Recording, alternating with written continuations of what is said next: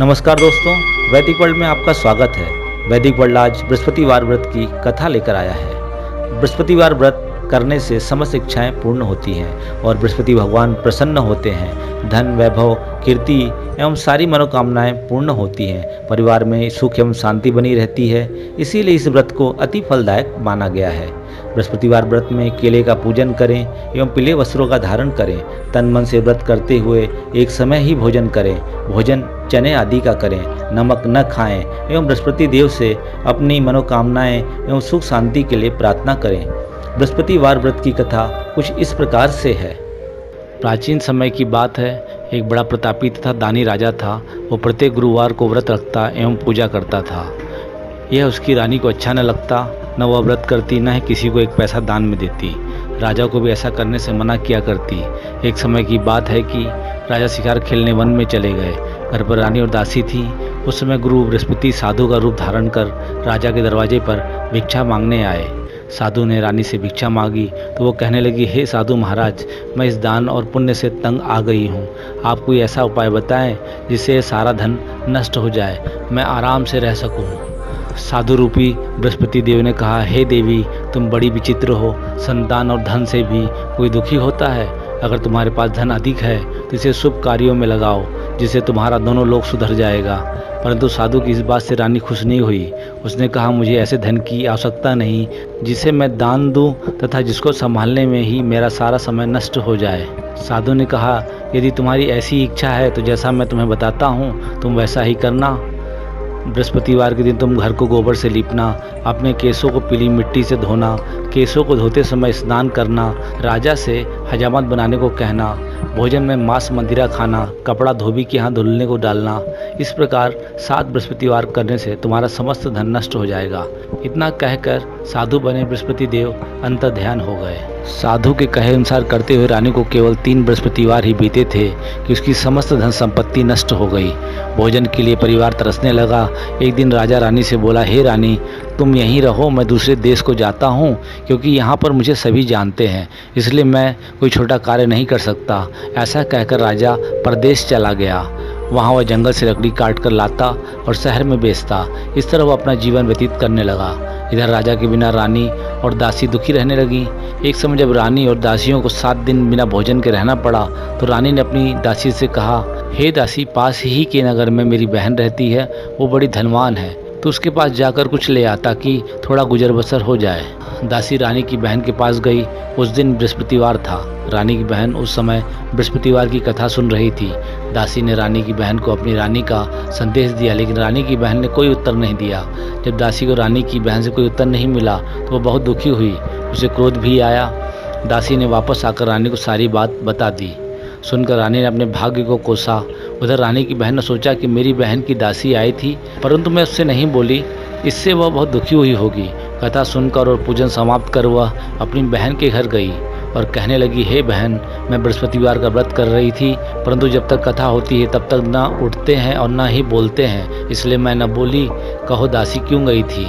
रानी बोली, बहन, हमारे घर अनाज नहीं था। ऐसा कहते कहते रानी की आंखें भर आईं। उसने दासियों समेत भूखा रहने की बात भी अपनी बहन को बता दी। रानी की बहन बोली, बहन देखो, बृहस्पति देव भगवान सबकी मनोकामना पूर्ण करते हैं। देखो, शायद तुम्हारे घर में अनाज रखा हो। यह सुनकर दासी घर के अंदर गई तो वहाँ उसे एक खड़ा अनाज का भरा मिल गया। उसे बड़ी हैरानी हुई क्योंकि उसने हर एक बर्तन को देख लिया था और अचानक से एक खड़ा अनाज का भरा मिल गया।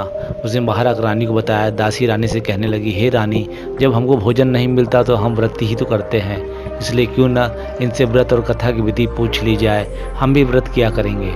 दासी के कहने पर रानी ने अपनी बहन से बृहस्पतिवार व्रत के बारे में पूछा।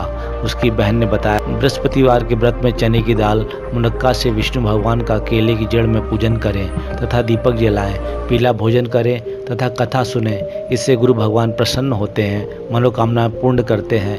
व्रत और पूजन की विधि बताकर रानी की बहन अपने घर चली गई। रानी और दासी दोनों निश्चय किया कि बृहस्पति देव भगवान का पूजन जरूर करेंगे। 7 रोज बाद जब बृहस्पतिवार आया तो उन्होंने व्रत रखा। गुड़साल में जाकर चना और गुड़ बीन लाई तथा उसकी दाल से केले की जड़ तथा विष्णु भगवान का पूजन किया। अब पीला भोजन कहाँ से आए? दोनों बड़ी दुखी हुई, परंतु उन्होंने व्रत किया था इसीलिए बृहस्पति देव भगवान प्रसन्न थे। एक साधारण व्यक्ति के रूप में वे 2 थालों में सुंदर पीला भोजन लेकर आए। दासी को देकर बोले, हे दासी, यह भोजन तुम्हारे लिए और तुम्हारी रानी के लिए है, इसे तुम दोनों ग्रहण करना। दासी भोजन पाकर बहुत प्रसन्न हुई। उसने रानी को सारी बात बताई। उसके बाद से वे प्रत्येक बृहस्पतिवार को गुरु भगवान का व्रत और पूजन करने लगी। बृहस्पति भगवान की कृपा से उनके पास धन हो गया, परंतु रानी फिर पहले की तरह आलस्य करने लगी।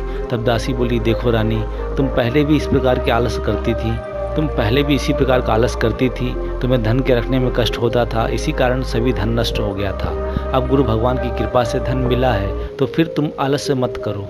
बड़ी मुसीबतों के बाद हमने यह धन पाया है, इसलिए हमें धन दान पुण्य करना चाहिए। अब तुम भूखे मनुष्यों को भोजन करवाओ, प्याऊ लगवाओ, ब्राह्मणों को दान दो, कुआं, तालाब, बावड़ी आदि का निर्माण करवाओ, मंदिर एवं पाठशाला बनवाओ, कुंवारी कन्याओं का विवाह करवाओ, अर्थात धन को शुभ कार्यों में खर्च करो, जिससे तुम्हारे कुल का यश बढ़े तथा स्वर्ग प्राप्त हो। दासी की बात मानकर रानी शुभ कर्म करने लगी। उसका यश चारों तरफ फैलने लगा। एक दिन रानी और दासी आपस में विचार करने लगी कि न जाने राजा किस दशा में होंगे, उनकी कोई खोज खबर भी नहीं है। उन्होंने श्रद्धापूर्वक गुरु बृहस्पति भगवान से प्रार्थना की कि राजा जहाँ कहीं भी हो शीघ्र वापस आ जाएं। उधर राजा प्रदेश में बहुत दुखी रहने लगा। वह प्रतिदिन जंगल से लकड़ी बीनकर लाता और उसे शहर में बेचकर अपने दुखी जीवन को बड़ी कठिनता से व्यतीत करता था। एक दिन दुखी हो अपनी पुरानी बातों को याद करके वह रोने लगा और उदास हो गया। उसी समय राजा के पास बृहस्पति देव साधु के वेश में आकर बोले, हे लकड़हारे, तुम इस सुनसान जंगल में किस चिंता में बैठे हो, मुझे बतलाओ। यह सुन राजा के नेत्रों में जल भर आया। साधु की वंदना कर राजा ने अपनी संपूर्ण कहानी सुना दी। महात्मा दयालु होते हैं। वे राजा से बोले, हे राजा, तुम्हारी पत्नी ने बृहस्पति देव के प्रति अपराध किया था, जिसके कारण तुम्हारी ये दशा हुई है। अब तुम चिंता मत करो, भगवान तुम्हें पहले से अधिक धन देंगे। देखो, तुम्हारी पत्नी ने बृहस्पतिवार का व्रत प्रारंभ कर दिया है। अब तुम भी बृहस्पतिवार का व्रत करके चने की दाल व गुड़ जल के लोटे में डालकर केले का पूजन करो, फिर कथा कहो या सुनो, भगवान तुम्हारी सब मनोकामनाओं को पूर्ण करेंगे। साधु की बात सुनकर राजा बोला, हे प्रभु, लकड़ी बेचकर तो इतना पैसा भी नहीं बचता जिससे भोजन के उपरांत कुछ बचा सकूं। मैंने रात्रि में अपनी रानी को व्याकुल देखा है। मेरे पास कोई साधन नहीं जिससे उसका समाचार जान सकूं। फिर मैं कौन सी कहानी कहूं, यह भी मुझे मालूम नहीं है। साधु ने कहा, हे राजा, मन में बृहस्पति भगवान के पूजन व्रत का निश्चय करो, वे स्वयं तुम्हारे लिए कोई राह बना देंगे। बृहस्पतिवार के दिन तुम रोजाना की तरह लकड़ियाँ लेकर शहर में जाना, तुम्हें रोज से दुगना धन मिलेगा, जिससे तुम भली भांति भोजन कर लोगे तथा बृहस्पति देव की पूजा का सामान भी आ जाएगा। जो तुमने बृहस्पतिवार की कहानी के बारे में पूछा है वो इस प्रकार से है। प्राचीन काल में एक बहुत ही निर्धन ब्राह्मण था। उसके कोई संतान न थी। वो नित्य पूजा पाठ करता। उसकी स्त्री न स्नान करती, न किसी देवता का पूजन करती। इसी कारणवश ब्राह्मण देवता हमेशा दुखी रहते थे। भगवान की कृपा से ब्राह्मण के यहाँ एक कन्या उत्पन्न हुई। कन्या बड़ी होने लगी। प्रातः स्नान आदि करके वह भगवान विष्णु का जप किया करने लगी। बृहस्पतिवार का व्रत भी करने लगी। पूजा पाठ समाप्त कर पाठशाला जाती तो अपने साथ मुट्ठी भर जौ भर के लेके जाती थी। पाठशाला के मार्ग में वह उसे छींटते हुए जाती थी। लौटते समय वही जौ स्वर्ण के हो जाते तो उनको बीनकर घर ले जाती। एक दिन वह बालिका सूप में उन सोने के जौ को फटक कर साफ कर रही थी। तभी उसकी माँ ने देख लिया। कहा कि हे बेटी, सोने के जौ को फटकने के लिए सोने का सूप भी तो होना चाहिए। दूसरे दिन गुरुवार था। कन्या ने व्रत रखा और बृहस्पति देव से सोने का सूप देने की प्रार्थना की। बृहस्पति देव ने उसकी प्रार्थना स्वीकार कर ली और उसे एक सोने का सूप दे दिया। एक दिन की बात है, कन्या जब सोने के सूप में जौ साफ कर रही थी, उसी समय उस नगर का राजकुमार वहां से निकला। कन्या के रूप और कार्य को देखकर वह उस पर मोहित हो गया। राजमहल आकर उसने उस कन्या की याद में भोजन और जल त्याग कर उदास रहने लगा।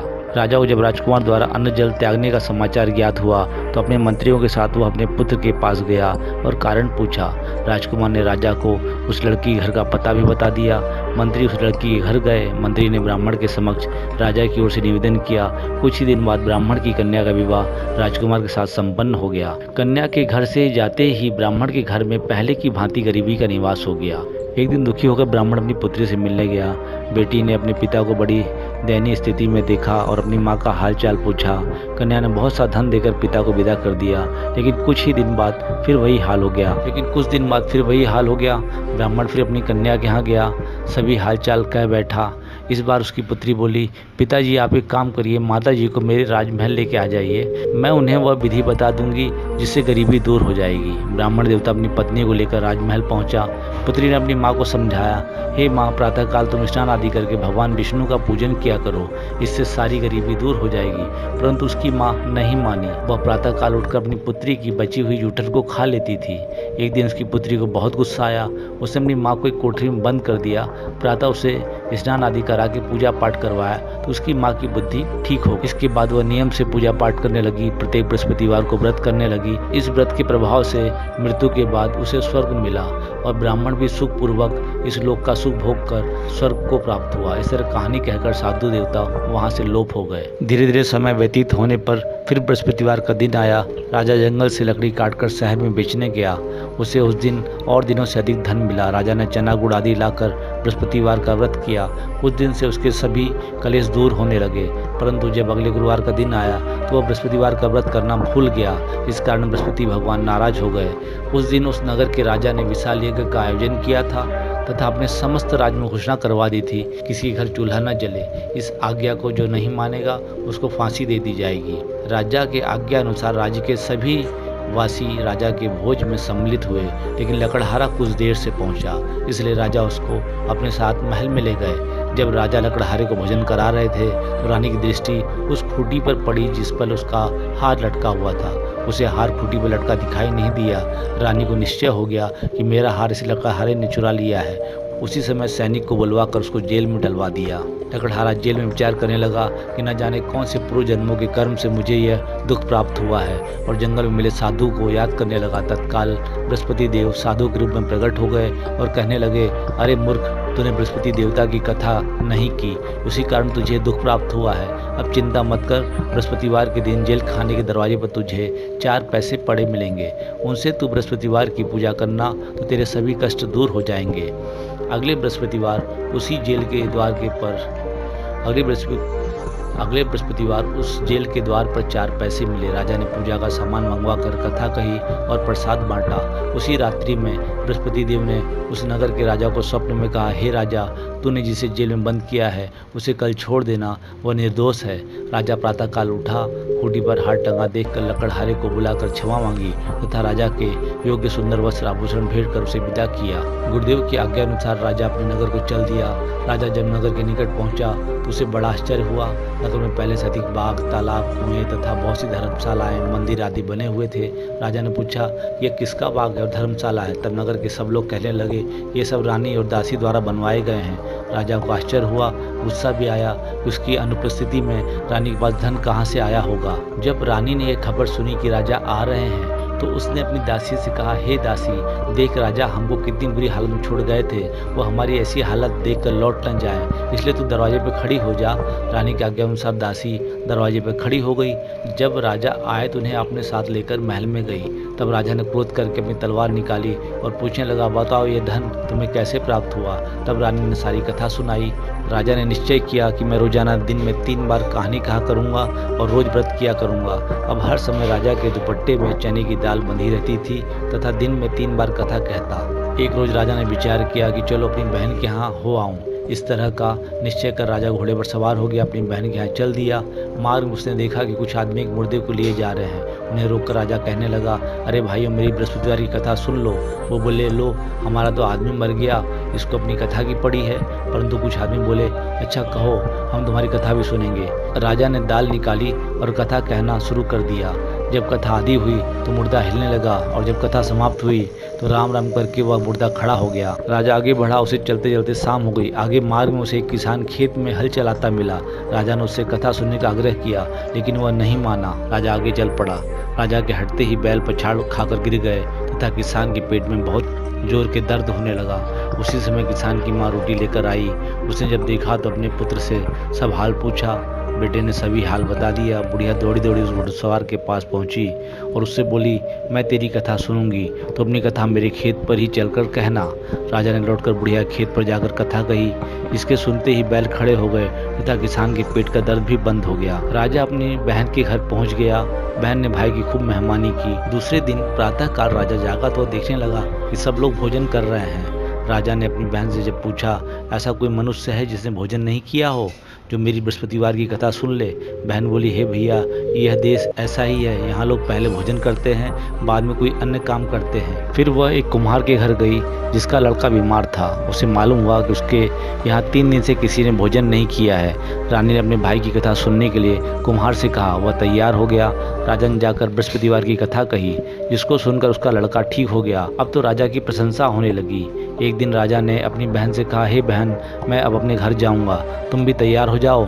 राजा की बहन ने अपनी सास से अपने भाई के साथ जाने की आज्ञा मांगी। सास बोली, हाँ चली जा, मगर अपने लड़के को मत ले जाना, क्योंकि तेरे भाई के कोई संतान नहीं होती है। बहन ने अपने भाई से कहा, हे भैया, मैं तो चलूंगी, मगर कोई बालक नहीं जाएगा।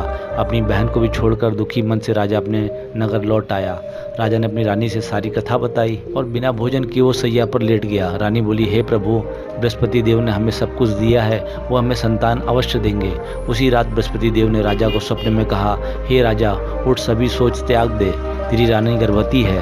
राजा को यह जानकर बड़ी खुशी हुई। 9वें महीने में रानी के गर्भ से एक सुंदर पुत्र पैदा हुआ। तब राजा बोला, हे रानी, स्त्री बिना भोजन के रह सकती है, परंतु बिना कहे नहीं रह सकती। जब मेरी बहन आए तो तुम उससे कुछ मत कहना। स्त्री बिना भोजन के रह सकती है, परंतु बिना कहे नहीं रह सकती। जब मेरी बहन आए तो तुम उससे कुछ मत कहना। रानी ने हाँ कह दी।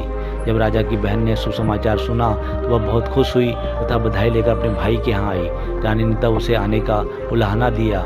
जब भाई अपने साथ ला रहे थे तब टाल गई, उनके साथ नहीं आई। आज अपने आप भागी भागी बिना बुलाए आ गई। तो राजा की बहन बोली, भाई, मैं इस प्रकार न कहती, तुम्हारे घर औलाद कैसे होती।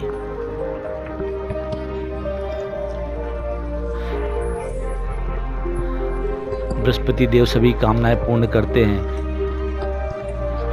बृहस्पति भगवान सभी कामनाएं पूर्ण करते हैं। जो सद्भावना पूर्वक बृहस्पतिवार का व्रत करता है एवं कथा पढ़ता है अथवा सुनता है और दूसरों को सुनाता है, बृहस्पति देव उनकी सभी मनोकामनाओं को पूर्ण करते हैं, उनकी सदैव रक्षा करते हैं। जो संसार में सद्भावना से गुरुदेव का पूजन एवं व्रत सच्चे हृदय से करते हैं, उनकी सभी मनोकामनाएं वैसे ही पूर्ण होती हैं जैसे सच्ची भावना से रानी और राजा ने बृहस्पति देव की कथा का गुणगान किया तो उनकी सभी इच्छाएं बृहस्पति देव जी ने पूर्ण की। अनजाने में भी बृहस्पति देव की उपेक्षा नहीं करनी चाहिए। ऐसा करने से सुख शांति नष्ट हो जाती है।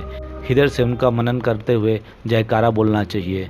बोलो बृहस्पति भगवान की जय।